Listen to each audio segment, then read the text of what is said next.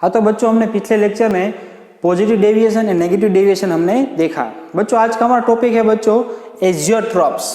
कौन सा टॉपिक है आज का हमारा? एजियोट्रॉप्स टॉपिक है।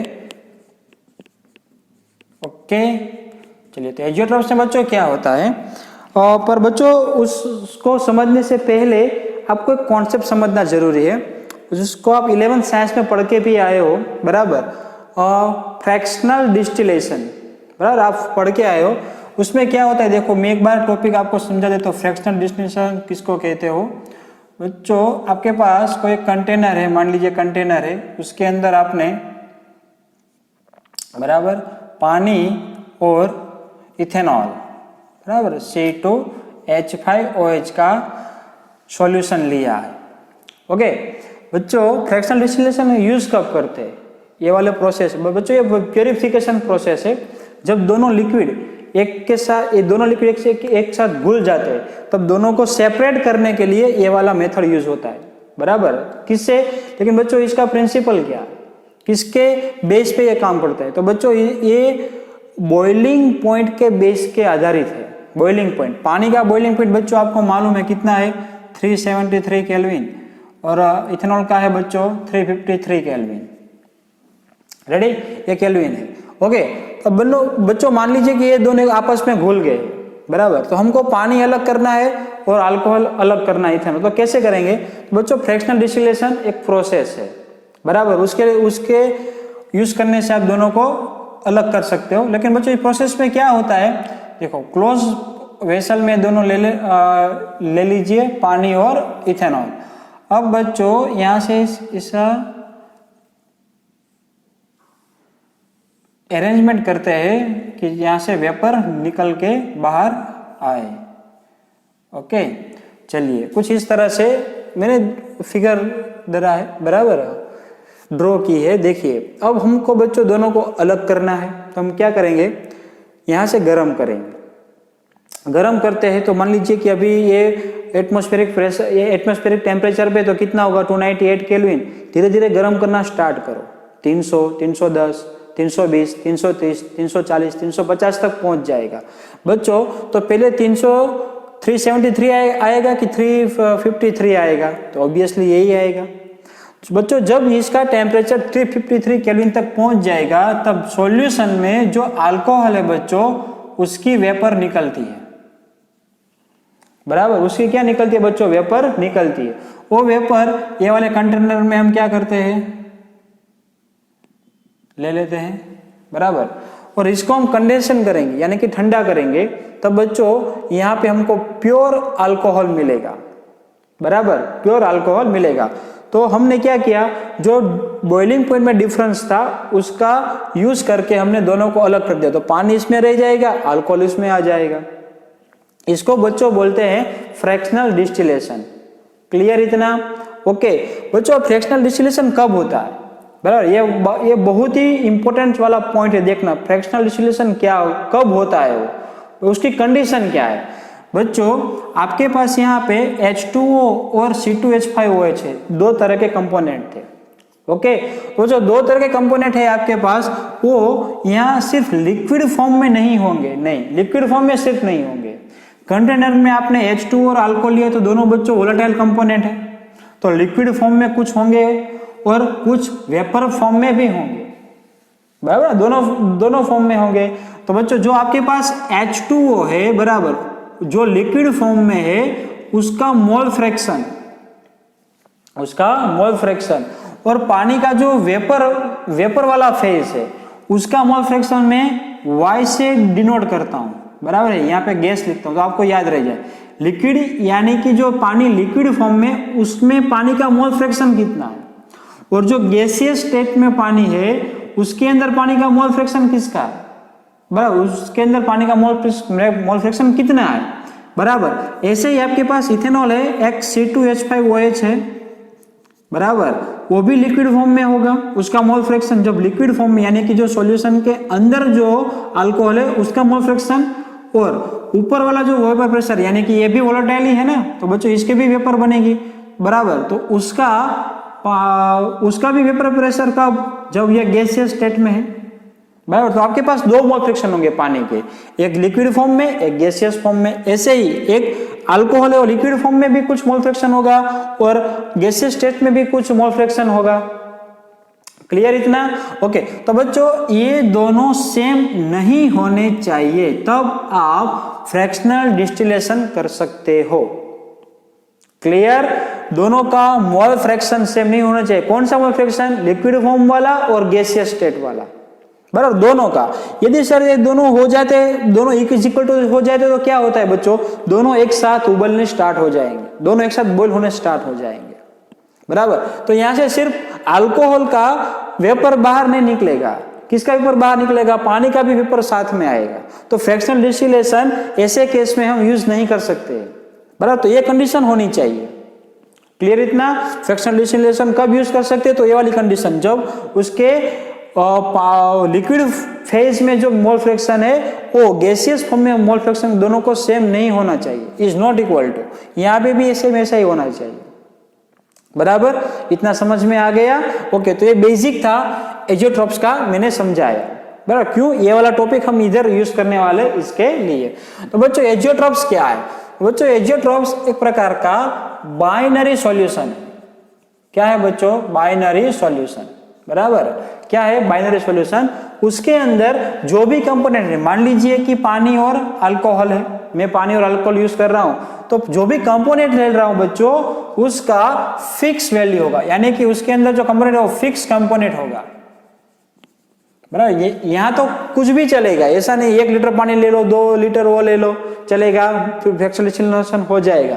लेकिन एजियोट्रॉप्स में बच्चों ऐसा नहीं होता है, उसका फिक्स कंपोनेंट होता है, यानी कि जो पानी की मात्रा और अल्कोहल की मात्रा फिक्स्ड होती है, वही लेना है। अगर आप ऊपर नीचे करोगे तो एजियोट्रॉप्स नहीं बनेगा, बराबर। यदि आपको अल्कोहल का बनाना है बच्चों, तो इसका कंपोनेंट की मात्रा जो है वो 95% C2H5OH का एक्वियस सॉल्यूशन है, बराबर। यानी कि 95% क्या रखना है हमको अल्कोहल और 5% क्या रखेंगे हम पानी। तो जो सॉल्यूशन बनेगा बच्चों वो क्या कहलाएगा? एजियोट्रॉप्स कहलाएगा। तो क्या है सब वो बाद में बात करते हैं, अभी में से ये सब जो समझा था वो आप समझ लीजिए। ओके। फिक्स कंपोनेंट है, पहला वाला पॉइंट क्या था? बाइनरी सॉल्यूशन, बराबर। एक सॉल्वेंट एक सॉल्यूट, उसका क्या होगा? मोल फिक्स कंपोनेंट होगा। और तीसरा वाला जो पॉइंट है बच्चों, वो पॉइंट कुछ इस तरह से आता है, देखो मैंने लिखा है ना यहाँ पे XA, यानी कि मोल फ्रैक्शन किसके फॉर्म में? लिक्विड फॉर्म में। और यहाँ पे मैं YA लिखूं, किसके फॉर्म में? गैसियस फॉर्म में। वो दोनों इक्वल होते हैं, बराबर। मान लीजिए दूसरा कंपोनेंट XB के है तो वो भी लिक्विड फॉर्म में और Y भी उसके गैसियस फॉर्म में, दोनों इज इक्वल टू हो जाएंगे। यहाँ पे मैंने मना किया था ना, ये दोनों सेम होने नहीं चाहिए तो फ्रैक्शनल डिस्टिलेशन होगा।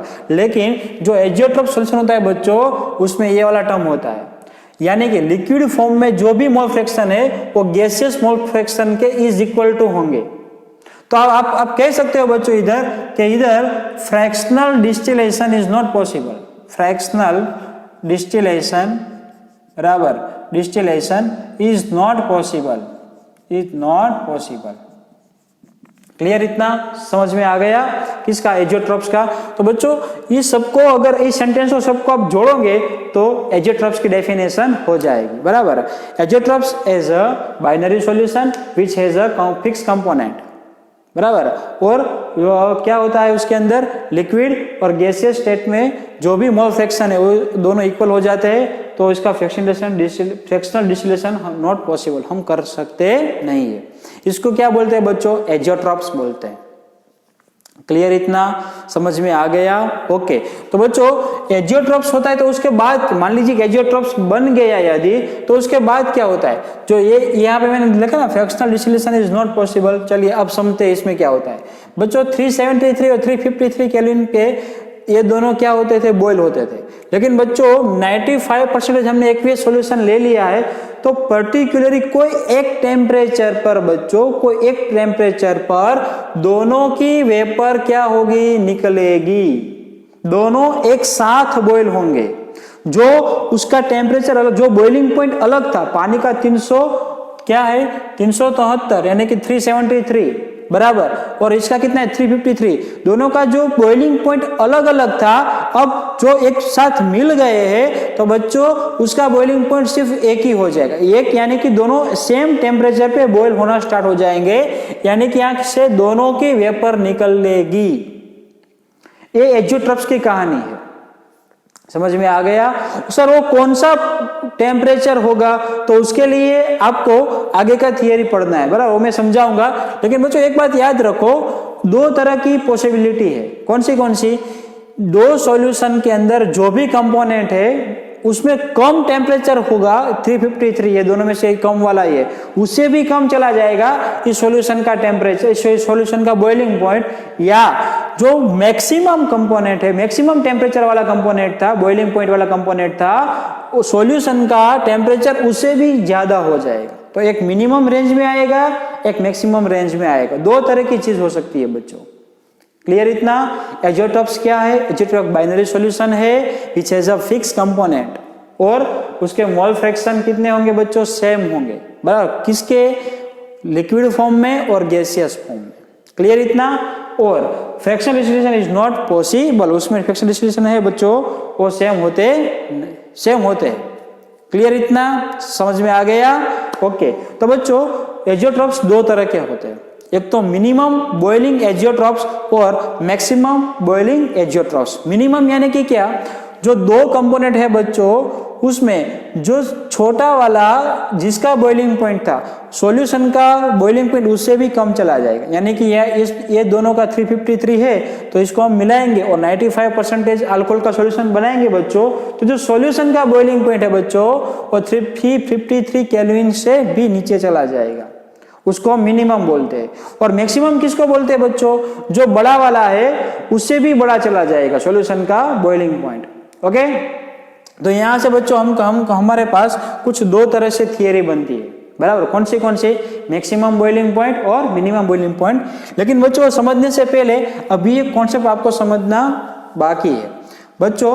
What is a boiling point? Boiling point आप कैसे डिफाइन करते हो? तो मेरे को बॉइलिंग पॉइंट को डेफिनेशन बताइए, आपको मालूम है तो। ओके सर, आप बोलोगे सर जिस टेम्परेचर पे सॉल्यूशन उबलने लगता है, यानी कि वो जो गैसियस स्टेट में है उसकी वेपर, जो लिक्विड स्टेट में है उसकी वेपर निकलेगी। जिस टेम्परेचर पे liquid converts to gaseous state उसे हम बच्चों क्या कहते हैं? Boiling temperature. ओके, लेकिन बच्चों ये डेफिनेशन सही नहीं है, सही है लेकिन 100% सही नहीं बच्चों। क्या होता है देखो बच्चों, यहाँ पे आपने पानी लिया था, क्या लिया था? पानी। ओके, देखो ये वाला बहुत ही मजेदार किस्सा है बच्चों, ध्यान से पढ़ना। पानी लिया है, पानी के ऊपर वेपर प्रेशर बच्चों कितना होगा? पानी के ऊपर एटमॉस्फेयर का प्रेशर कितना होगा? तो क्या आप बोलोगे सर 1 एटमॉस्फेयर होगा। Okay, 1 atm। क्लियर? ओके बच्चों, पानी लिक्विड में से गैस में कन्वर्ट होगा, बराबर। यहाँ से नीचे से हम स्पिरिट कोई भी लैंप लगा के हम क्या करते हैं? इसको उबालना स्टार्ट करते हैं, बराबर। तो बच्चों gas liquid state converts to gaseous state, उसी टेम्परेचर पे हम क्या बोलेंगे? बॉइलिंग पॉइंट बोलेंगे लिक्विड का, पानी का। ओके, तो आपको मालूम है वो बॉइलिंग पॉइंट कितना है? 100 डिग्री सेल्सियस, यानी कि 373 केल्विन। क्लियर बच्चों? ऐसा नहीं है 100% उसकी ये डेफिनेशन सही नहीं है। क्या होता है बच्चों, अगर पानी को आप बॉईल करोगे, बराबर, सही डेफिनेशन देखना ध्यान से, पानी को बॉईल करोगे तो पानी की वेपर निकलेगी, बराबर।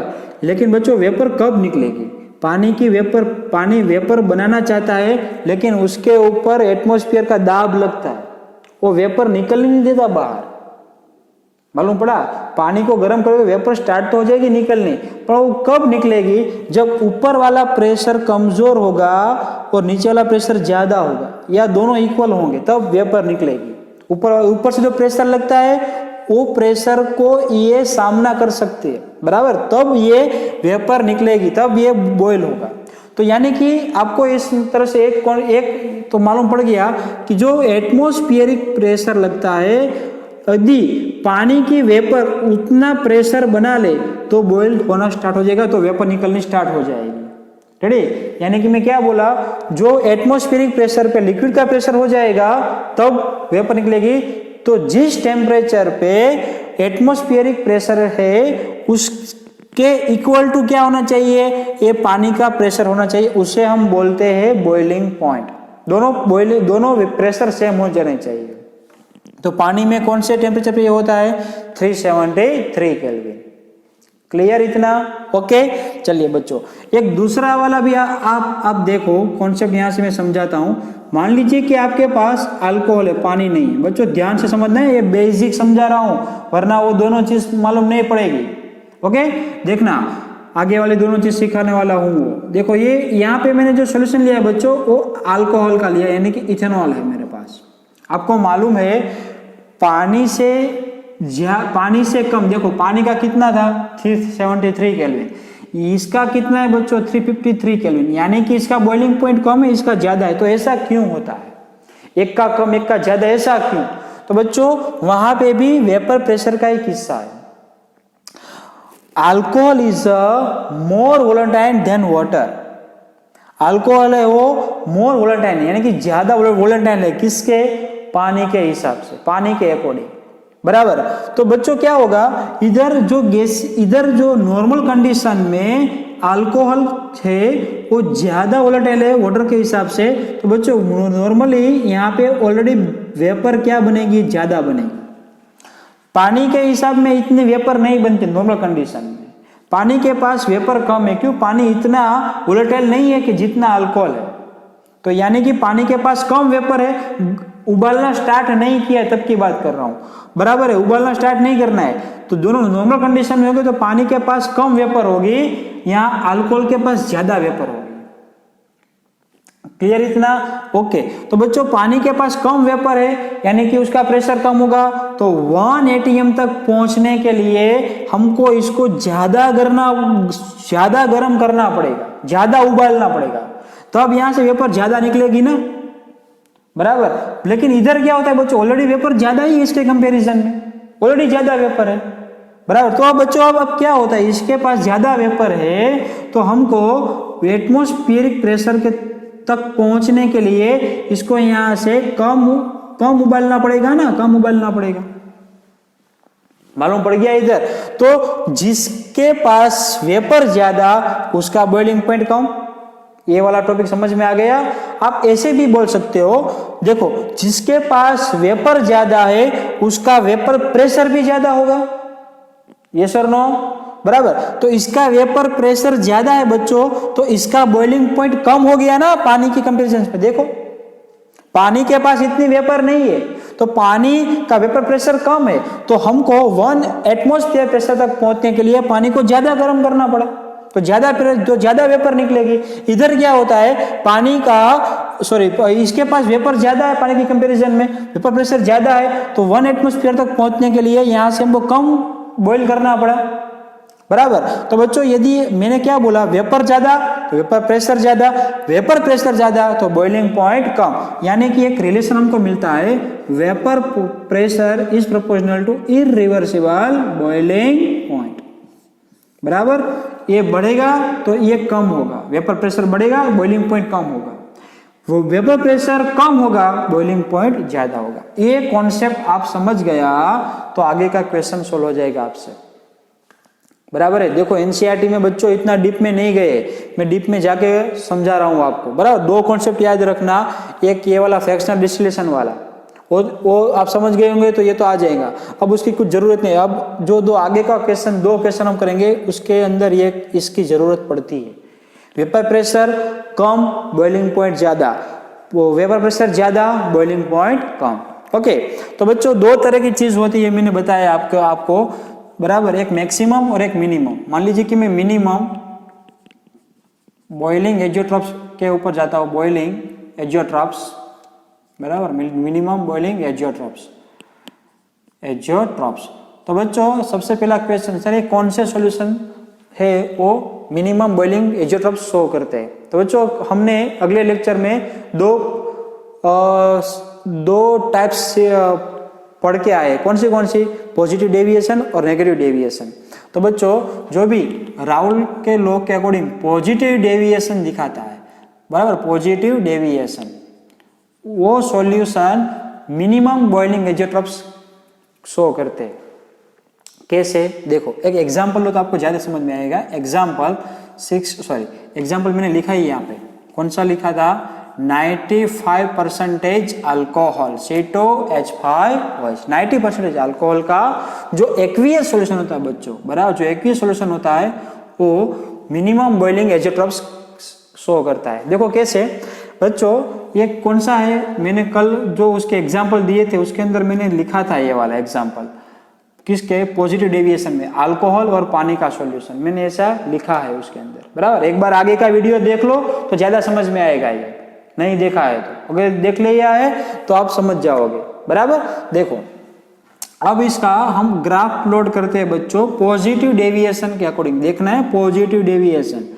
रेडी, यहाँ पे मैं लिखता हूँ मोल फ्रैक्शन पानी का इज इक्वल टू 0। यहाँ पे मैं मोल फ्रैक्शन लिखता हूँ और C2H5OH का इज इक्वल टू 1। यहाँ पे मैं XH2O लिख रहा हूँ 1 और यहाँ पे मैं X C2H5OH is equal to 0, ऐसा कुछ लिख रहा हूँ। प्लॉट में vapour pressure according, vapour pressure versus mole fraction का बना रहा हूँ, बराबर। यदि ये वाला जो सॉल्यूशन है वो राउल के लॉ को फॉलो करता है बच्चों, तो यहां से हमको स्ट्रेट लाइन मिलेगी, स्ट्रेट लाइन मिलेगी, बराबर है। इसका मतलब क्या होता है, अभी यहाँ पे प्योर क्या था, प्योर अल्कोहल था, इथेनॉल। जैसे जैसे पानी का मोल फ्रैक्शन बढ़ा तो उसका वेपर प्रेशर भी बढ़ा, ओके। लेकिन बच्चों ये पॉजिटिव डेविएशन है तो इस तरह से आप प्लॉट शो नहीं करेगा, बराबर। प्लॉट किस तरह से शो करेगा बच्चों, कुछ इस तरह से देख लीजिए, बराबर। ये पॉजिटिव डेविएशन का मैंने क्या बनाया, प्लॉट बनाया, ओके। तो बच्चों आप देख सकते हो एक टाइम पे मैक्सिमम, बच्चों मान लीजिए यहाँ पे, बराबर, मैक्सिमम एक टाइम पे कुछ प्लॉट इस तरह से ड्रॉ करेंगे तो ज्यादा समझ में आएगा, ओके। तो बच्चों देखो ये टाइम पे आपको मैक्सिमम वेपर प्रेशर मिलता है, बराबर ना, क्या मिलता है, मैक्सिमम वेपर प्रेशर मिलता है, क्योंकि यहाँ से कुछ कांस्टेंट दिख रहा है, वो कांस्टेंट नहीं, मान लीजिए कि यह तरह से थोड़ा ग्राफ नीचे जा रहा है तो आपको ज्यादा समझ में आएगा, बराबर। नीचे जा रहा है ऐसा ग्राफ दोहराइए, बराबर, ओके। यहां से आपको ग्राफ कैसे शो कर रहा है, कुछ नीचे जा रहा है इस तरह से, क्लियर। तो ये वाला पॉइंट के ऊपर आपको मैक्सिमम वेपर प्रेशर मिला। मैक्सिमम जब वेपर प्रेशर मिलता है बच्चों, तब मैं इसका मोल फ्रैक्शन देखता हूं तो यहाँ पे मुझे कंपोनेंट का मिलेगा, बराबर ना।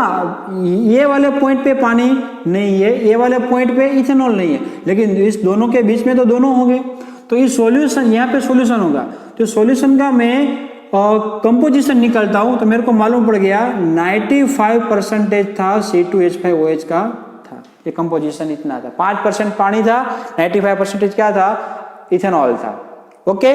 किसके वर्सेस किसका, वेपर प्रेशर वर्सेस किसका, मोल फ्रैक्शन का प्लॉट किया, ओके। चलिए अब बच्चों कुछ इस तरह से कहानी होती, देखिए ये वाले प्लॉट किया मैं टेम्परेचर विरुद्ध, temperature versus T versus mole fraction का ग्राफ। T यानी कि मान लीजिए कि अब ये है ना, वो बॉइलिंग टेम्परेचर है, बॉइलिंग जब बॉइल होता है तब, बॉइलिंग टेम्परेचर विरुद्ध मोल फ्रैक्शन, ओके। चलिए तो यहाँ पे XH2O is equal to 0, X C2H5OH is equal to 1 और XH2O इज इक्वल टू 1 और X C2H5OH is equal to 0, बराबर। ऊपर वाला कंडीशन था ये यहाँ पे ये, लेकिन बच्चों देखो यहाँ पे, यहाँ क्या होता है, यहाँ पे प्योर अल्कोहल है, तो यदि प्योर अल्कोहल होगा तो उसका बॉइलिंग पॉइंट कितना होगा,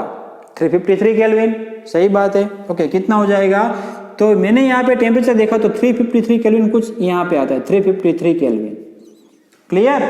और बच्चों यहाँ पे प्योर पानी, अल्कोहल है ही नहीं, मोल फ्रैक्शन है ही नहीं, तो इसका अगर प्योर पानी है तो उसका बॉइलिंग पॉइंट कितना होगा, 373 केल्विन, यस बराबर है, कितना होगा, 373 केल्विन, 373 केल्विन, क्लियर, समझ में आ गया, ओके। चलिए अब यानी कि आप यहाँ खड़े हो, यहाँ खड़े हो, बराबर। इसका ये वाला पॉइंट है बच्चों, अब ये वाला हो जाएगा ना क्योंकि टेम्परेचर आ गया इसके लिए, ओके। तो ये वाले पॉइंट से आप यदि ऊपर जाते हो तो बच्चों देखो वेपर प्रेशर बढ़ता है, बढ़ता है ना, जैसे ऊपर जाएंगे ऐसे वैसे, यहाँ पे 0 था, यहाँ पे कुछ हिस्सा, यहाँ पे जैसे ऊपर जा रहे वैसे वेपर प्रेशर बढ़ता है। तो मैंने क्या बोला, वेपर प्रेशर बढ़ता है तो बॉइलिंग पॉइंट कम होगा। तो ये वाली जो लाइन है वो टेम्परेचर यानी कि बॉइलिंग पॉइंट की लाइन है। तो यहां से मैं ये वाली लाइन ऊपर जाती है तो बॉइलिंग पॉइंट के नीचे आएगी, तो यहां से नीचे आ गई। रेडी। एक पीक पॉइंट ऐसा आता है यहां से डाउन होता है, तो बच्चों यहां से क्या जाएगी, अब अप जाएगी। मालूम पड़ गया, ये पीक पॉइंट से क्या जाती है, अप जाती है। और इस टाइम पे मैंने बच्चों ये वाला टेम्परेचर देखा, तो वो टेम्परेचर क्या है, देखो 353 केल्विन से भी नीचे वाला है, देखा ये यहाँ पे आता है ऊपर। ओके, दोनों में से जो कम टेम्परेचर, जो कम बॉइलिंग पॉइंट है, उससे भी कम बॉइलिंग पॉइंट सोल्यूशन का हो जाए। देखो ये तो सोल्यूशन का ग्राफ था, तो ये भी सोल्यूशन का ही क्या होगा, बॉइलिंग पॉइंट होगा, बराबर। तो एमसीक्यू में याद रखना बच्चों, ये कितना है, तो बच्चों ये 351 केल्विन है। कितना है, 351 केल्विन।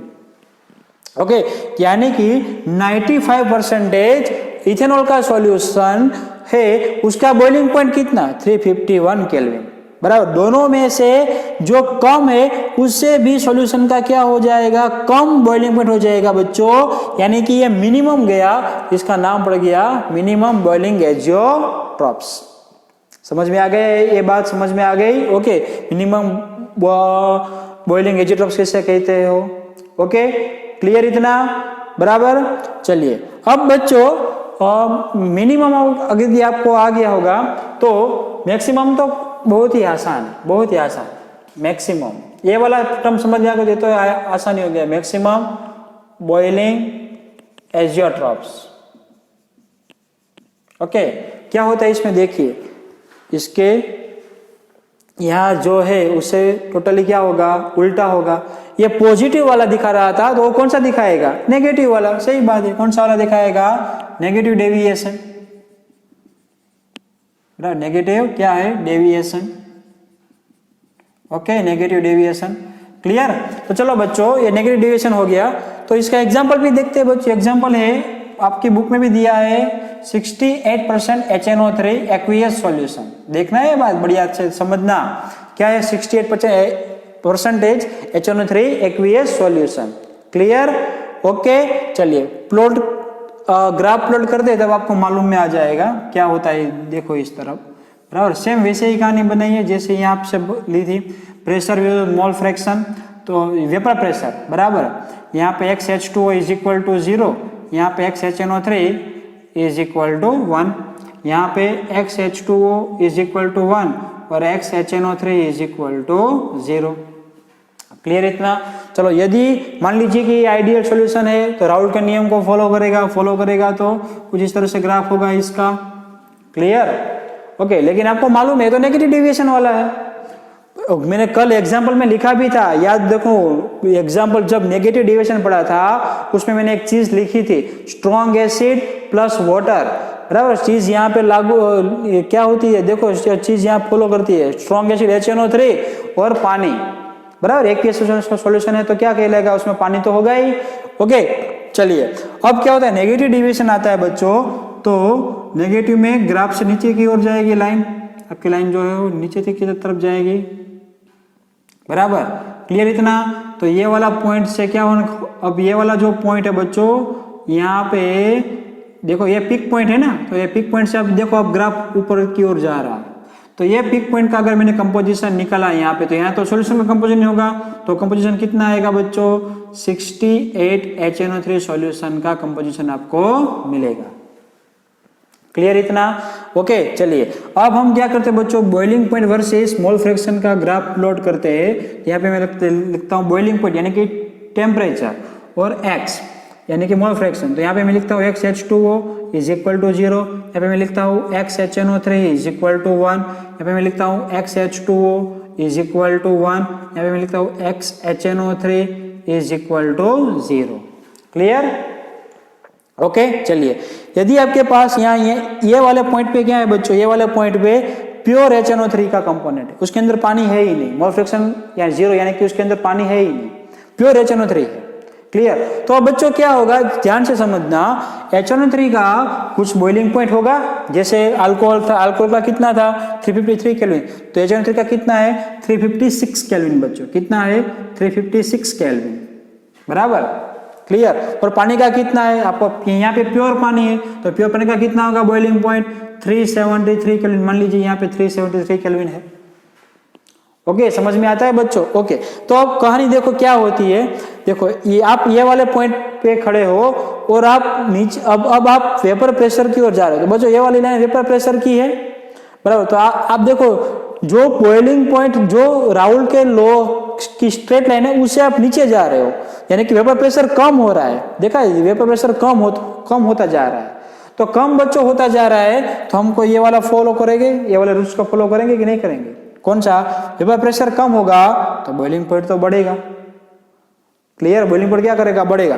तो अब हम ग्राफ की लाइन ऐसे नहीं जाएगी, कहां जाएगी, ऊपर जाएंगे, क्योंकि ये वेपर प्रेशर कम तो बॉइलिंग पॉइंट ज्यादा, तो यहाँ मान लीजिए कि वेपर प्रेशर कम है तो बॉइलिंग पॉइंट ज्यादा, यानी कि ऊपर से लाइन जाएगी। यदि आप यहाँ पे पहुंचे कंपोजिशन वाले पीक पॉइंट पे, तो बच्चों अभी ये कहां से, यहाँ से कहां आएगी, ग्राफ की लाइन नीचे तक आएगी, क्योंकि यहाँ से देखो प्रेशर बढ़ता है तो बॉइलिंग पॉइंट घटता है, क्लियर। और बच्चों ये वाला पॉइंट आपने पकड़ लिया मैक्सिमम वाला, ये वाला, तो यहाँ से आप जो भी टेम्परेचर निकालोगे वो टेम्परेचर किसका होगा, सॉल्यूशन का, किसका सॉल्यूशन का, 60H HNO3 सॉल्यूशन का होगा, क्लियर, समझ में आ गया। तो अब बच्चों ध्यान से देखो मैक्सिमम कितना था 373, उससे भी ज्यादा हो गया, देखो ये वाला पॉइंट 373 तो यहाँ पे आता है, इससे भी ज्यादा, ये बच्चों यह है 393.5 केल्विन, बराबर। जो दोनों कंपोनेंट दो कंपोनेंट के अंदर एक का बॉइलिंग पॉइंट ज्यादा है, उससे भी सॉल्यूशन का बॉइलिंग पॉइंट ज्यादा हो गया बच्चों, इसके लिए इसको बोलते हैं मैक्सिमम बॉइलिंग एजियोट्रॉप्स। मालूम पड़ गया ये वाला कॉन्सेप्ट भी। ओके, तो बच्चों दो तरह के कॉन्सेप्ट थे, कौन से वाले, मैक्सिमम और मिनिमम, ये मैक्सिमम है ये मिनिमम है, बराबर। बच्चों एक राय आपको देना चाहता हूं, लेक्चर बहुत ही इंपॉर्टेंट है, बराबर। जो भी लेक्चर है एक बार, दो बार, तीन बार देखो, छोटे छोटे कॉन्सेप्ट जो मैंने आपको समझाने की कोशिश की उसको समझिए, पहले ये समझिए, बाद में बच्चों ये वाला समझ में आ जाएगा, बराबर। जिस नीट और जेडब्ल्यू के, नीट में तो ये से बहुत इंपॉर्टेंट है, जेडब्ल्यू में भी कभी बार इसमें से MCQ आते हैं। तो बच्चों लर्न करो, जितनी बार हो सकते है उतना देखो बच्चों, ये दोनों मिस नहीं करना, बहुत इंपॉर्टेंट है। कौन सा, एक एजियोट्रॉप्स वाला, और कल हमने पढ़ा था वो ideal and non ideal gases, बराबर। NCERT में इतना डीप नहीं है, बराबर, मैंने बहुत डीप में जाके समझाया, बराबर। समझ लो एक बार तो आपको मजा आ जाएगा, बराबर है। कॉन्सेप्ट क्लियर करो, कॉन्सेप्ट के ऊपर ही, ओके। और मैंने आपसे मांगा है होमवर्क क्या है, जो भी आपको वर्कशीट मिली है वो मंडे तक मुझे सॉल्व करके सबमिट करानी है, बराबर। लास्ट डे कौन सा है, मंडे, 12 AM से पहले, बराबर, 12 PM से पहले, यानी कि सुबह के 12 बजे से पहले मेरे को सबमिट करा देना, क्लियर इतना, ओके। चलिए गुड बाय बच्चों, हम अगले लेक्चर में हम कोलिगेटिव प्रॉपर्टीज, बराबर, टोटल 4 है लेकिन एक हम पढ़ गए, बराबर। कौन सी, रिलेटिव लोअरिंग वेपर प्रेशर, वो हम पढ़ चुके। अब हमारे पास 3 कोलिगेटिव प्रॉपर्टीज है, उसमें हम पढ़ेंगे पहली वाली elevation in boiling point, okay. चलिए तो मिलते हैं अगले क्लास में।